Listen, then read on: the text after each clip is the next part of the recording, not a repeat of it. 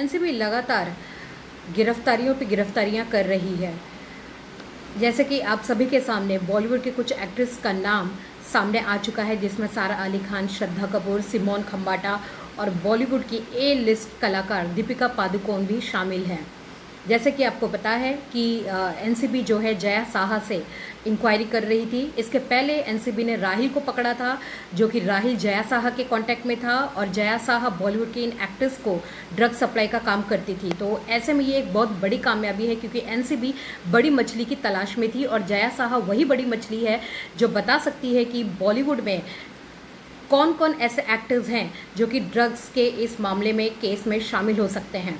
अब क्योंकि एनसीबी के रडार पर वो सभी बड़ी मछलियां हैं और ऐसे ही एक केस में एनसीबी ने अब जो है गिरफ्तारी की है, वो है नीना गुप्ता, जो कि अपने समय की बेहतरीन एक्ट्रेस थी, और उनकी बेटी मसाबा गुप्ता, जो कि एक फैशन डिज़ाइनर हैं, और उनके जो पति हैं मधु मंटेना को गिरफ्तार किया गया है। मधु मंटेना एक बहुत बड़े प्रोड्यूसर हैं, जिन्होंने बॉलीवुड की कुछ फिल्में, हिंदी मूवीज़, बंगाली और साउथ की कुछ फिल्में तेलुगु और तमिल को प्रोड्यूस किया है।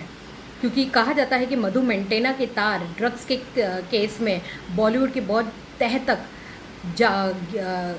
तक जुड़े हो सकते हैं, और इसीलिए अब मधु मंटेना से एनसीबी पूछताछ कर रही है। ये दूसरी बड़ी कामयाबी एनसीबी को हाथ लगी है, कह सकते हैं। ये दूसरी बड़ी मछली है जो एनसीबी के हाथ लगी है। अब धीरे धीरे कर एनसीबी उन हर शख्स के गिरेबान तक पहुंचने की कोशिश कर रही है जिसके तार बॉलीवुड में ड्रग्स से जुड़े हों, भले ही वो पेडलर्स हों या तो फिर वो टैलेंट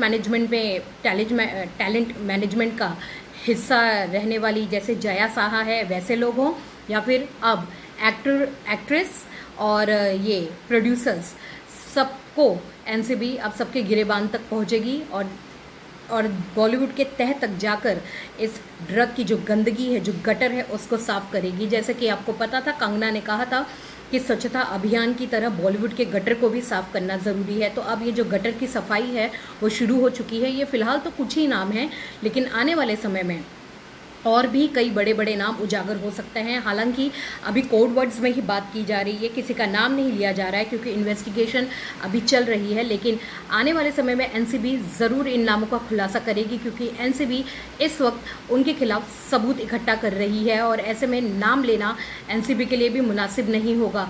तो अगर ये देखा जाए एनसीबी की कार्रवाई को, तो वो हर दिन काफ़ी एक्टिव है और मुंबई में काफ़ी ज़ोरों की बारिश हो रही है, जनजीवन पूरा अस्त व्यस्त हो गया है पानी की वजह से, लेकिन बावजूद इसके एनसीबी अपना काम कर रही है और पूरी जो मुस्तैदी से जो गिरफ्तारियां हैं उसे कर रही है। तो आने वाले समय में और किन नामों का खुलासा हमें देखने को मिलेगा, ये तो देखना काफ़ी दिलचस्प होगा, क्योंकि जैसे कि हम सभी को पता है कि A to Z अगर बॉलीवुड में एनसीबी खंगाले तो हर एक एक्ट्रेस जो है उसका दामन दागदार ही मिलेगा।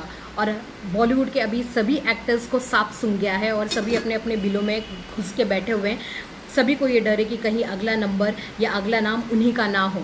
जैसे कि दीपिका पादुकोण गोवा गई हैं और वो वहाँ पे इस वक्त अपने वकील से मशविरा कर रही हैं। सुनने में तो ये भी आ रहा है कि वो दिल्ली भी जा सकती हैं। खैर जो भी हो, लेकिन ये बात तो तय है कि एनसीबी को दीपिका को आज नहीं तो कल पहुंच के जवाब ज़रूर देना होगा, क्योंकि ये मामला बहुत संगीन है और दीपिका इससे बच नहीं सकती, क्योंकि कोई भी कानून के ऊपर नहीं होता। तो ऐसे में आने वाले समय पे किस तरह की कार्रवाई इन एक्टर्स पे की जाती है, ये देखना काफ़ी दिलचस्प होगा। और साथ ही कौन से दूसरे नाम उजागर होते हैं, ये भी हम आपको जैसे ही पता होगा आपको बता देंगे। तब तक स्टिल वेट एंड वॉच।